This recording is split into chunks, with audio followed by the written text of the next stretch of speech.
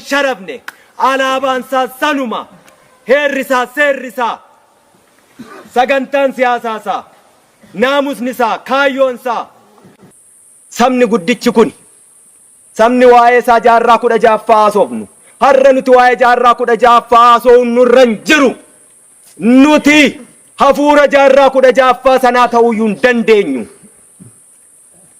Ummatichi boonaan suni kan kaleessa saba hammasaa hin geenyeen gabroomeedhan qaaniin gabrummaa nuti keessa jirru baay'ee ulfaata. Sabni akkasii kuni har'a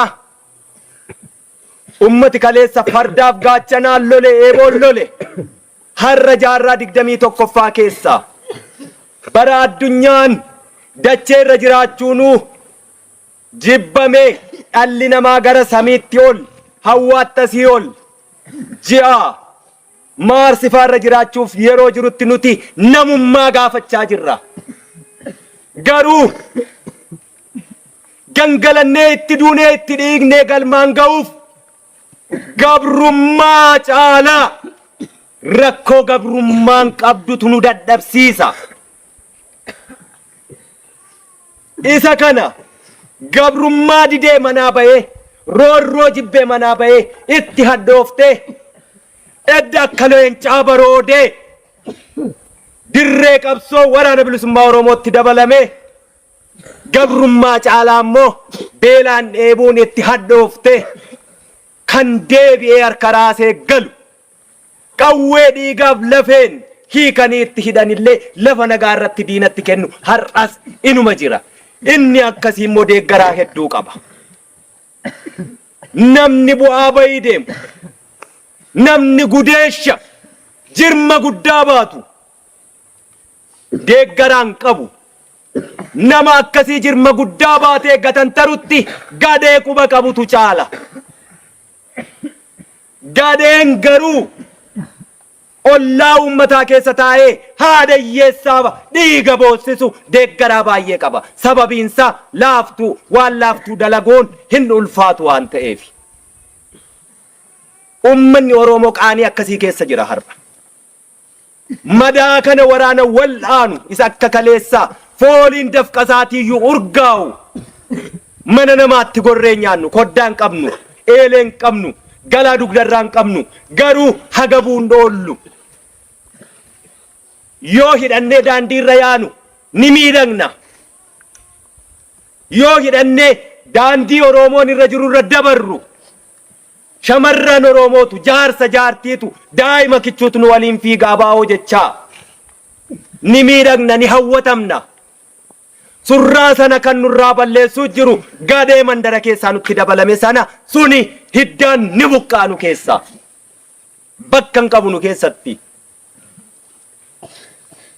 Kanaafuu qaawwa sana kan duuchinu akka kanaan sirna gooneetu waan Oromoo gitu waan Oromoof malu imimmaan saba kanaa kan qoorsu waraana akkasii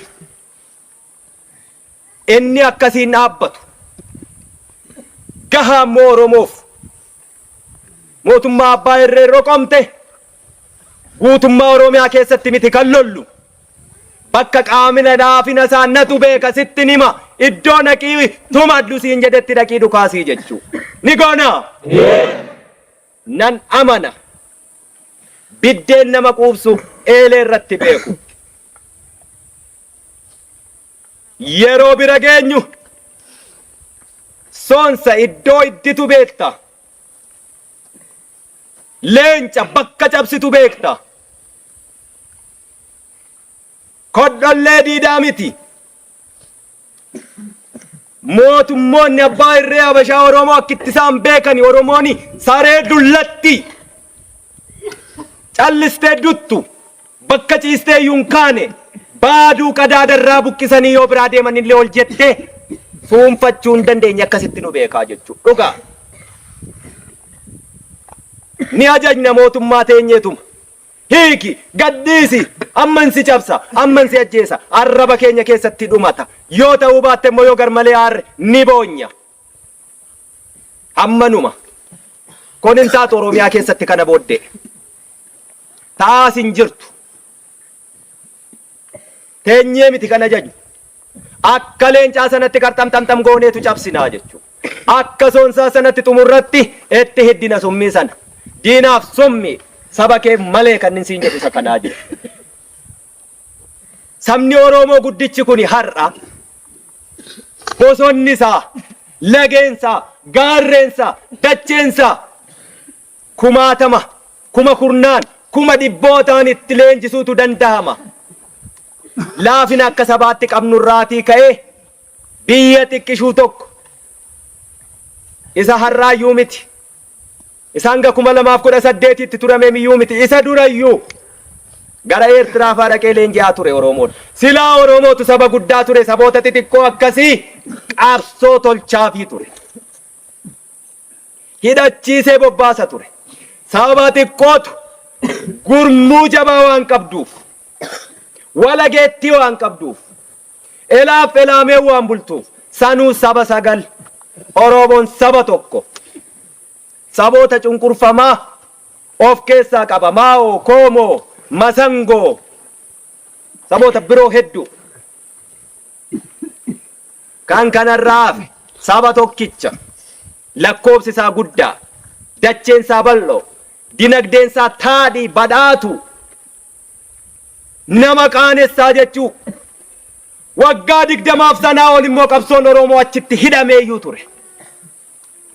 Dhaloota harka duwwaa sanatu hidhaa baase. Har'a sanatu qawwee hidhachuuf dirree jira. Sittiin qawwee hidhaa jechuudha. Qawween hidhattu kabajaa qabdi. Oromootti miti. Saba kee, haadha kee, abbaa keetti miti. Bineensa ajjeefattee hin nyaannettiyyuu qawwee hin qabamtu. Seerri woboo, naamusni woboo akkasi. Woboonis akkasittiin beekama. Inni kaleessaa woboon akkasii sun. Inni fooliin dafqasaatu urgaa'u siin jedhe. Ka Oromoon gabaa keessaa faana fiigu. Otoo mana namaatti hin goriin. Inni muuziin, burtukaan, maangoon, avokaadoon, shankoorri osoo karaa deemtu daandii irratti sii kennanii quuftee deemtu suni. Woboon sun inni deebi'uu barbaadu isa akkasiiti. Isa kana inni hiddi isaa lafa keessa jiru. Gadeen sun immoo sitti meera baala sana ni harca'a, biyyee ta'a. Qaawwa sanatti immoo sintu guuta. Achii booddee bakka qaamni laafe suni isa raasaa turre hundeen buqqifnaa jedhu. Ummanni Oromoo mi'aa waraana bilisummaa Oromoo, waraanni bilisummaa Oromoo soogidda lafa keessaa ta'uu ishee bareeramu. Roorroo lagaarraatti dhufaa jirtu. Kaleessa machaa'ee hundumtiyyuu mirqaanee yeroo dhiichisetti dibbeedhaanetti ilmaan abbaa gadaa yeroo hidhetti har'a garuu waggoota hanga gabrummaa minilikiin dhuftee milkoofte hanga har'a gaafa TPLF turteetti ajjeechaan ture hanga waggoota 5 ammaatti yoo wal bira qabanii ilaalan walittuun dhiyaatu. Ilmaan abbaa gadaa kokkolfaa nama qabsiisan golfaa jettan sun warra kanaa jechuudha. Oromoon waraana isaa qabaa akkatti wallaales immoo ni qaba. Dhaamsi ani qabu. Ibiddi yoo sirnaan qaban dukkana keessatti dukkana saaqaa ifatu anga'a. Nyaata ittiin bilchaata. Jireenya namaaf barbaachisa. Ibiddi garuu naamusa ala yoo qabame mana sana iyyuu ni guba. Mana keessatti nyaata bilcheessan. Ardii dachee kana ni guba. Waraanni ibidda. Haafa lafaa irraa funaananii olola.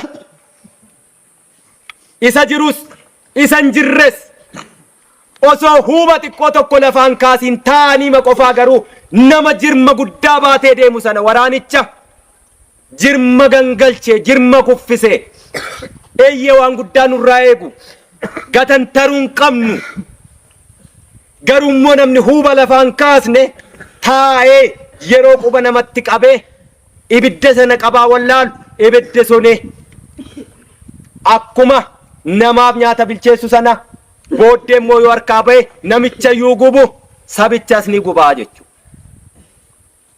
Oromoonis gaachanni isaa irreensaa abdiin isaa ishee kana qofaas harkaa qaba. Abdii biraan qabu Oromoon, hiriyyaan qabu Oromoon, gargaarsan qabu Oromoon, ofii isaa qofaa qaba. Qabsoon isaa qabsoo ofitti hirkannooti. Ilmaan isaati waraanni bilisummaa Oromoo urjii miti samiirraa gadi hin roobne.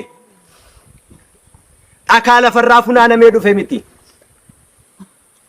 Ummanni Oromoos waraana isaa gaachana isaa sana isa wareegama kaffaluufii jiru sana kaayyoo akeeka inni irratti wareegamu sana akka guduunfatuuf obsa dandahuu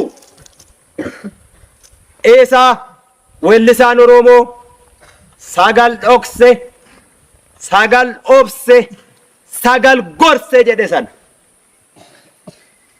warqii morma isaarraa sana cirracha gatii hin qabne akkan taasisnetti ummanni Oromoos waraana bilisummaa Oromoo haafa huuba yoo waraqaa adii guddaa asitti maxxansani waraqaa adii guddaa sanarra immoo dhoqqeen xiqqoon tokko halaala irraallee mul'anne jiraatte Oromoo maal argita yoodhani waraqaa guddaa bal'aa abdii hegeree irratti barreessani jechuurra barbaadee dhoqqee xiqqoo tokko keessaa baasu osoo hin taane waraqicha adii jira dhoqqitti immoo dhoksaan irraa haxaa'u qulqulleessu ilmaan isaati roorroon manaa baase gabrummaan manaa baase sana yoo danda'ee qabate hegeree bareedaa qabna. Waraanni bilisummaa Oromoos cinaa'ee hinjiraanee beela'ee dheebote har'a sadarkaa sanarrayyuu hin jiru. Galanni kan uummata Oromoo bal'aa dachee Oromiyaa irra jiru haa ta'u. Akkasittiin saba isaa gabrummaa jalaa baasuuf malee isan sila dubbadde sana gadee sana ayyaan laallataa sana akka bartee sana gabbayee saba irratti goobuu isa manatti nyaatee hin beekne saba keessatti nyaachuu sabarraa nyaachuu isa sana yoo ta'e kan gabrummaayuu ni ga'a. Yoo kana ta'uu baate qabsoon bilisummaa Oromoo hegeree hin qabaatu. Itti fufiinsa hin qabaatu hin injifatu galma hin ga'u keessaaf alaan wal utubee tokko ta'ee amma qulqullaahaa xannachi nu keessaa bahaa dhufeera. Dhugaan kan eenyuuti? Eenyutu daandii dhugaarra dhaabbataa? Wal calalee galeera. Kana booddee Oromoon inni jiru iddoo jirurraa alas haa ta'u keessa qabsoo ABO bongon waraana bilisummaa Oromoo jalatti hiriiree bakka qaama laafaa sana tumachuuf of haa qopheessu. Yoo kana hin taane gabrummaan nu keessa jirru hiriyyaan qabdu hin goolabamtu ammoo dhiiguun nurraa dhaabbattu. Dhiiguuf immoo Oromoon kaleessa bara mootummoota gabroonfataa warra Oromoo cunqursee irraa kaasee namaaf du'aa ture. Biyya Eertiraatti lafeen Oromoo dhangala'e lafeen Oromoo cabee dhiigni Oromoo dhangala'e warri Eertiraa gaafa bilisa ba'e lafee Oromoo sassaabeetu gube. Erga bilisa baanee midhaan ooyiruu lafa keenya irraa oomishnu lafee Oromoo irra jira. Ilmaan keenya sana nyaattee guddachuun qabdu hedheetu gube seenaa qoradha. Erga bilisa baanis Oromoon dhaqee Eertiraa loleera. Lafeensaa marsaa lammaffaaf achi keessatti cabe. Itoophiyaa manni maqaa dhaates hin fayyanne Oromoof immoo duruu bu'aan qabu. Lafeensaa achitti cabe kuma dhibbootaan galatoomallee namni ittiin jedhe hin jiru. Galatayyuu hin arganne. Dhiigni isaa dhangala'e dhiiga saree ta'eeti hafe sareen irra gatii qabdi abbaa guddiseef qe'ee eegdi achitti aansee Tigraay keessatti akka baala harca'e akka loonii dachaafame jechuutti marfame Oromoo sun nutti kolfame abiyyachaa geessu malee kan dhaqeechitti dhumate Oromoo Oromummaa waliin qabna dhiqannee keessaan baanu Oromoo har'a jaallattanis jibbitanis Tigraay boru inuma biyya taati beekusaa waan hojjetan inuma biyya taati akkuma Eertiraa lafee Oromoo achi keessaa guuranii ni gubu bor arguuf teessanii yoo lubbuun jiraan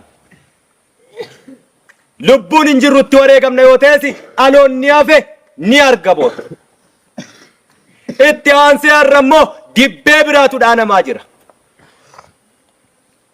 akkasuma akkasitti dhiigni Oromoo dhangala'ee galaana ta'ee silaa sabni Oromoo daakee lafeensaa riqicha ta'ee silaa sabni Oromoo irra ce'ee gara rarraga bilisummaa Oromootti taakkuu tokkollee tarkaanfachuufi Oromoof hin duune har'a dibbee biraa dhaanama warri kaleessa waliin ta'ee duula dhaqe walitti duuluuf jira Oromootu achitti duuluuf jira borus galatan qabu achiis inuma fixata hinuma dhumatas ilmaan Oromoo waraana mootummaa keessa jirtan keessumaa marsaan kun kan ittiin beekamu baay'inaan waraana mootummaa keessaa qomni kiyya arraba qawwee saba kiyyatti garagalcheen nu kaasu gara diina kiyyaattan garagalcha jedhee warra dhufe baay'ata esen xurii qabsoo kaleessaa dhiqadha woboon bishaan sana sinii buuseera warri haftan woboo beektu ilmaan Oromoo ilmaan saba biraa cunqurfamoo gara waraana bilisummaa Oromootti kootta waraana mootummaa keessatti har'a nyaattanii dhuguunuu isinitti ulfaateera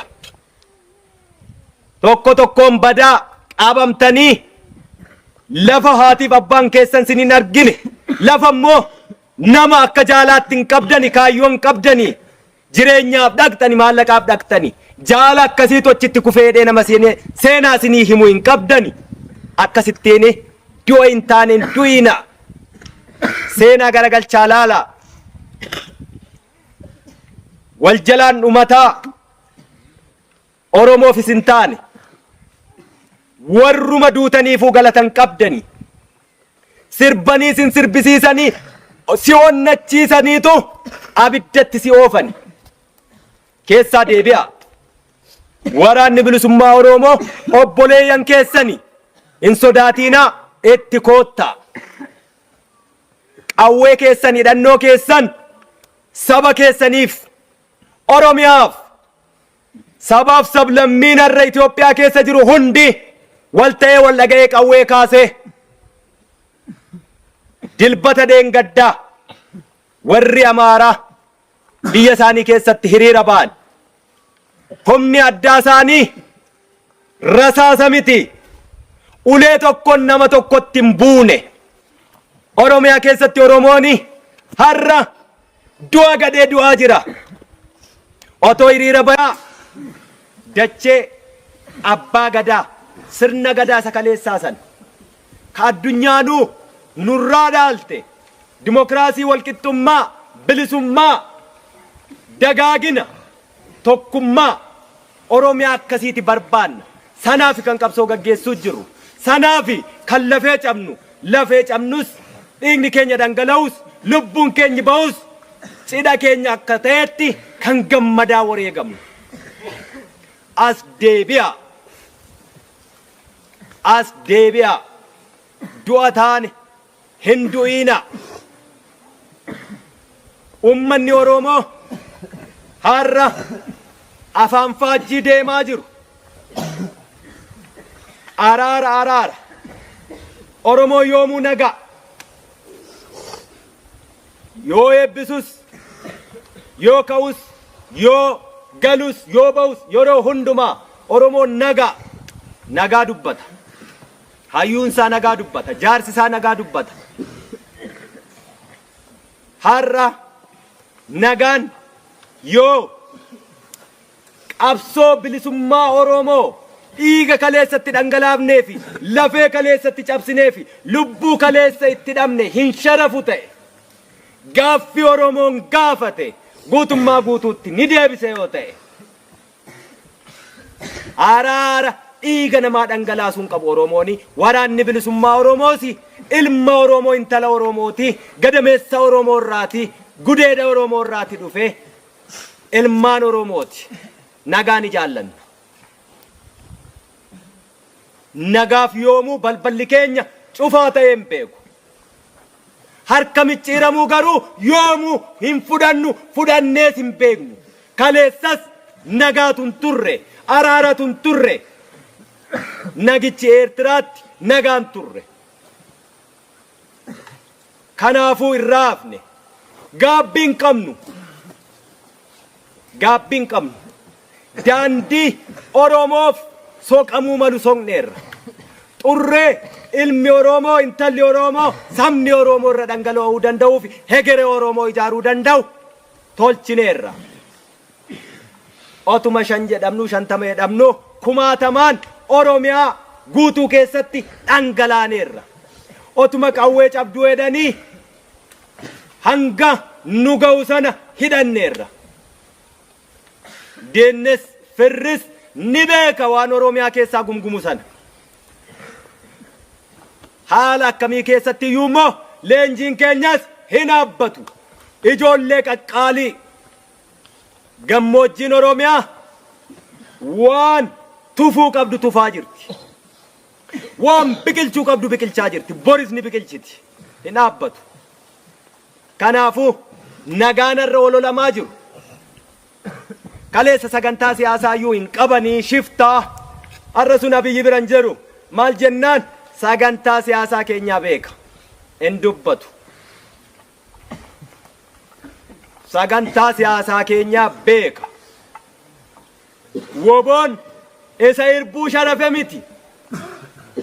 Woboon isa har'a eebila ji'a gaafa shinniigaatti jaallan hoggantoonni abaa'oo yeroo sana qondaalonni waraanaa wareegamanii sana isuma sana akeekni